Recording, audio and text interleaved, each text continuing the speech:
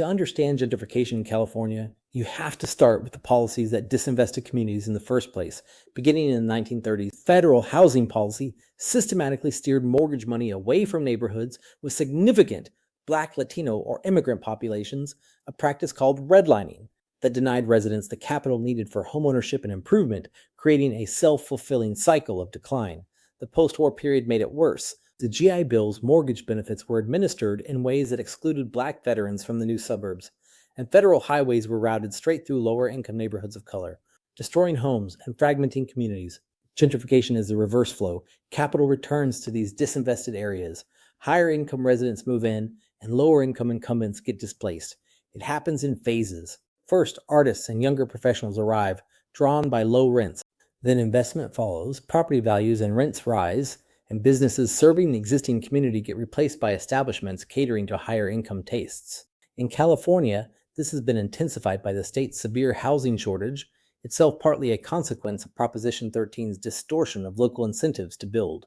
In San Francisco's Mission District, historically a center of Latino life, tech-driven gentrification produced dramatic displacement. And displacement isn't only physical. Even residents who manage to stay can experience cultural displacement, the loss of the Spanish-language businesses, institutions, and social fabric that anchored their community for generations. This same transformation reaches rural California too, both in farm towns reshaped by permanent immigrant communities and in high-amenity areas like the Napa and Sonoma wine country, where affluent newcomers drive property values beyond the reach of the agricultural workers who live there. So where does all this leave California today? With a condition demographers call hyperdiversity. As of the 2020 census, Latinos made up about 39% of the population, surpassing non-Hispanic whites to become the single largest ethnic group.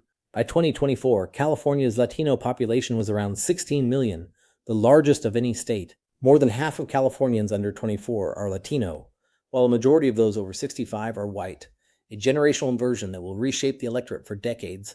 And immigration streams have diversified well beyond Mexico, with major communities from the Philippines, China, India, and Vietnam.